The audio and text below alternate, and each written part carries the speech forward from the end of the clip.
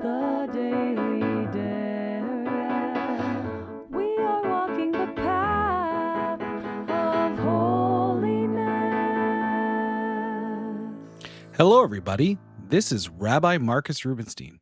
Welcome to the Daily Derech, a special project of exploring Judaism, the United Synagogue of Conservative Judaism, the Rabbinical Assembly, and Temple of Aaron.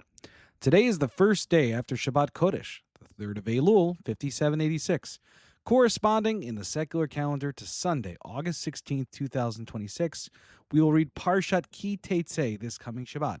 Let's begin. Parsha. We'll start the new Parsha today of Parashat Ki Teitzei. We're in the first Aliyah today, which will be Devarim 21, verses 10 through 14. Okay, so I have to be honest with you. Every time I get to this particular section of the Torah, these particular verses, I always get a little nervous because this is a hard section. This is a hard mitzvah, hard piece of Torah to teach. At least in its literal sense. I think you hear a lot of people trying to teach a sort of Hasidic interpretation of it or a sort of a spiritual interpretation of it because its literal meaning is very difficult. And you'll hear why in just a second. So first mitzvah in Parashat Ki Teitzei, a parsha full of mitzvot. This is the one it starts with, chapter 21, verse 10 through 14. When you take the field against your enemies and the Eternal your God delivers them into your power and you take some of them captive, and you see among the captives a beautiful woman, and you desire her, and would take her to wife. And you bring her into your household, and she trims her hair, pares her nails, and discards her captive's garb, and she spends a month's time in your household, lamenting her father and mother. After that you may come to her, and thus become her husband, and she shall be your wife. Then, should you no longer want her, you must release her outright, and you must not sell her for money, since you had your will of her. You must not enslave her. Okay, so what this seemingly is doing is allowing a Jew, in the case of a voluntary war against one of our enemies, to take a captive from the people, specifically a woman, and eventually be with her. And yes, there are some guidelines here of if you're going to do this, that you need to do it in a certain way, and the woman has certain rights, which is definitely admirable if it's going to happen that the woman have at least some rights. But even the idea that the Torah seemingly could allow this in any way is difficult and difficult to read about. And so it's really interesting to see sort of how this is understood in the context of the voices of our rabbis, who I think are very interesting in this particular section here. So let's take a look at what the rabbis are going to say in this particular section, because I think it's just it's really interesting, specifically the way the halachic midrash takes a look at this particular mitzvah, and how it's looked up on specifically and then understood by Rashi. So Rashi obviously is our main window into how the rabbis understand the text, and so Rashi is going to be spark noting basically Sifra and the old halachic midrash on Devarim, and it's really interesting the way sort of it reads the text against the grain here. So let's see what Rashi says. So Rashi basically says, Scripture is speaking, makes this concession only in view of man's evil inclination. For if the Holy One, blessed be, would not permit her to him as a wife, he would nevertheless marry her, although she would then be forbidden to him. However, if he does marry her, in the end, he will hate her, for Scripture writes immediately afterwards, if a man had two wives, one beloved and another hated, etc., and ultimately he will beget a refractory and rebellious son by her. It is for this reason that these sections are put in juxtaposition. Okay, these are, and he's quoting the Tanchuma here, a little bit of a later midrash here, that in the end that this is completely, but it really actually comes from Kedushin itself. It comes from the Talmud itself, that this whole section is just sort of that, human beings, at least at this time, cannot be expected to help themselves. They're going to, these horrible things are going to happen in war. And so how are we going to treat this woman afterwards? And interestingly enough, the Midrash says that the man will come to hate this woman, and that any child from this union will become a rebellious son. So nothing good will come of this. And that sort of reframes that the whole entire idea of how Rashi and the Midrash is going to look at this particular parsha. So let's take a look. Let's go into the details, right? What are you actually supposed to let her do? You should let her grow her nails, right? And right, seems like maybe you kind of had to let her mourn for her parents in a simple sense, but this is not actually the way the Midrash looks at it in Sifrei. Rather, Rashi says she must let them grow so that she should become repulsive to her captor, right? So that like you have to like make her repulsive, right? The idea is that so that whatever sexual attraction you have to her, maybe will go away if you let her nails grow long and she becomes repulsive to you, right? Another thing, right? Hasirat simlat shivya, and she shall remove the raiment of her captivity, the clothing, right? And so this seems like, just from a simple sense, like, oh, she was wearing this like really bad clothing, she should be given dignified clothing. No. The reason is because these are fine clothes, for the women of the heathen peoples adorn themselves in times of war in order to lure others, the enemy, to unchastity with them, right? So, of course, they have this crazy idea that, these women specifically would dress up in sort of sexual or nice clothes to attract men in some way to be with them. And so maybe the idea here is that maybe the clothes she was wearing were unusual or attractive to the man. And so therefore you like specifically have to make her clothes not attractive. So again, you are no longer attracted to this person. And then number 2, and she shall dwell in thy house, not in the woman's apartments, but in the house which he constantly uses. When he goes, he stumbles upon her, and when he leaves, he stumbles upon her. He cannot avoid meeting her constantly, and the novelty of her beauty wears off. He sees her endless crying, sees her neglected appearance, all this in order that she should become repulsive to him. Okay, so you see, again, in thy house, not as a right to her, as something that's giving her full dignity necessarily, but actually to make her an obstacle to you so that you come to not like her and obviously release her. And then, and she shall weep for her father. Why all this? In order to make a contrast that while the Jewish woman, the captor's original wife, is gladsome, she should be downhearted while the Jewish woman adorns herself. This one should be downhearted and this one should bear a neglected appearance. Again, same idea that, okay, this man's not going to be with her. And then finally end, scripture says, it does not read, and it shall be if thou art not pleased with her. That's not the way the Midrash reads it or Rashi reads it, but rather when you become not pleased with her, as scripture tells you that you will in the end hate her, right? And so the idea is these mitzvot are the ways in which this woman is going to be made ugly to you, is that you release her. And obviously once you release her, the Torah then requires you to release her. You cannot sell her into slavery. You have to give her certain rights. You have to respect her in that regard and give her full dignity as much as possible after this horrible incident. So I really like the way Rashi reads this. It's beautiful, sort of the way you can see Rashi's discomfort with this mitzvah and sort of the rabbinic discomfort with this whole entire mitzvah in the first place. And of course, I think it shows you that rabbinic wisdom, and they're not just reading the Torah simply and just saying what it means, but certainly putting their values into it and sort of understanding that we cannot interpret this mitzvah just in a simple sense. Halacha. Let's turn to the Rambam and his Hilchot of prayer, the laws of prayer here. And so we are on chapter 5, verse halacha 9, and we're going to talk about voice today, your voice during prayer. And remember, this whole entire chapter is all things that are, again, things you should be doing from the outset, ideally. But if you do not do them, it's not like you have not fulfilled the mitzvah of Torah. So it's still important, but should be seen in that context. Okay, so we're going to talk about voice today. Control of one's voice. What is implied? A person should not raise his voice during his Amidah, nor should he pray silently. Rather, he should pronounce the words with his lips, whispering in a tone that he can hear. So very importantly, when a person davens, really you should not be davening the Amidah silently. Your lips should at least be moving when you pray, right? That the air needs to be coming out of your mouth.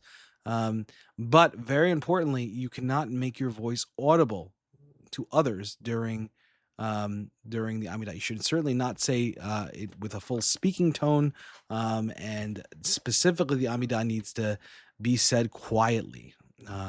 Actually, the Zohar really goes very big into this and says, how much someone has a little faith, the person who raises their voice during the Amidah. Like God, you need to raise your voice in order for God to hear you, right? What God can't hear you.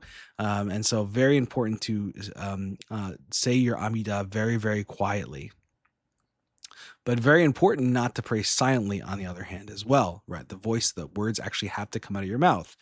Rather, he should pronounce the words with his lips, whispering a tone that he can hear, right? So the important is that you can hear the words coming out of your mouth, but he should not make his voice audible unless he is sick or cannot concentrate otherwise, right? So very importantly, your voice should not be audible to anyone else in the room. Oh, this is a big minion pet peeve, right? When you hear people davening out loud, and sometimes it can be interrupting. And that's why he comes up with the last line, in such a case, it is permitted except when in a congregation, lest the others be disturbed by his voice, right? And the Rambam is pointing this out, right? You should not be an obstacle to somebody else's prayer when you're in community. You should not be disturbing to someone else when you pray.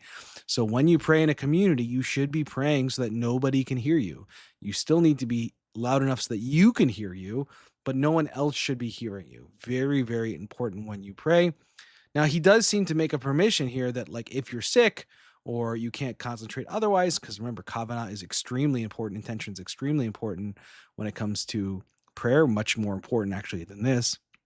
So in that case, when you're alone, you can make your voice audible, right? Or if you're sick and you need to do that for some reason, you can make your voice audible when you are alone. But when you're praying with a congregation, that permission is no longer granted. Why? Because it disturbs the kavanah. Even if it gives you kavanah or gives you intention when you're able to have intention when you pray, you still don't have the right to take that someone else's kavanah or someone else's ability to have intention when they pray away. And so therefore you must always be quiet when praying the Amidah in a community so that others are not disturbed.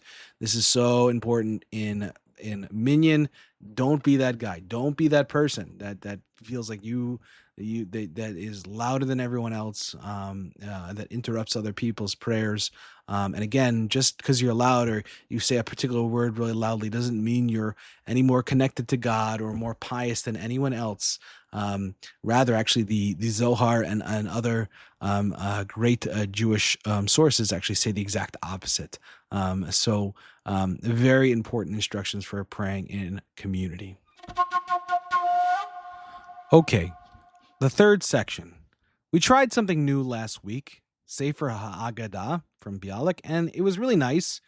But I have to say, some of the midrashim from Sefer HaAgadah are quite strange. I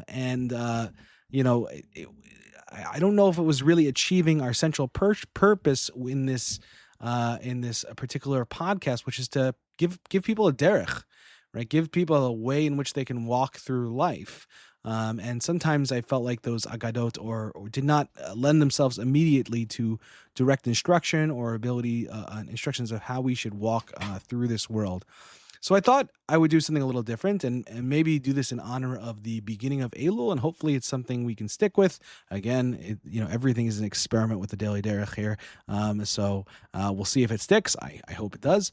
But I think what we'll do during this section, at least for the next week, and see how it goes, is Pirkei Avot, the ethics of our forefathers. And this is specifically a Mishnah, a tractate of the Mishnah, redacted in around 200 CE, that tells us how we are to be pious, right? How are we supposed to go beyond the dictates of Jewish law to behave well as Jews and as B'nai Torah, as people who are guided by Torah. And one of the probably most well-known Jewish books and Jewish texts besides the Bible itself, and I think many conservative Jews actually have gone through Pirkei Avot before, or have read major parts of it, or have heard a lot of it. So I wanted to do things in a little different way. I want to spend 1 week on each Pirkei Avot, each Mishnah of Pirkei Avot. And what I'd like to do is each day analyze it through the eyes of a different commentator. We're going to try to stick to the famous Rishonim, or the famous early medieval commentators, and we'll try to stick to a specific commentator each day of the week. I think I'm going to try to do Rashi on Sunday, Rambam on Monday, Rabbeinu Yonah on Tuesday, Wednesday. I think I'll try to do Rabbeinu Bachya ben Asher, not the guy who wrote Obligations of the Heart. And on Thursday, the Meiri, my favorite Rishon. And then finally, Sforno will end a very late Rishon, wonderful Italian rabbi, will end with on Friday. Now, I might mix this around a little bit, because sometimes, especially if the commentators don't have something, that particular commentator doesn't have something to say on that particular Mishnah. It doesn't happen a lot, but it might be, so we can leave me some flexibility here. But that's what we're going to try to do. We'll stick with it. And if we follow the system, now, if this sticks, which I don't know if I have a great track record in this particular section, but we'll find something, don't worry, that we can actually finish Pirkei Avot with all of the commentators in 2 years. So within 2 years, we can actually finish all of Pirkei Avot with the major Rishonim.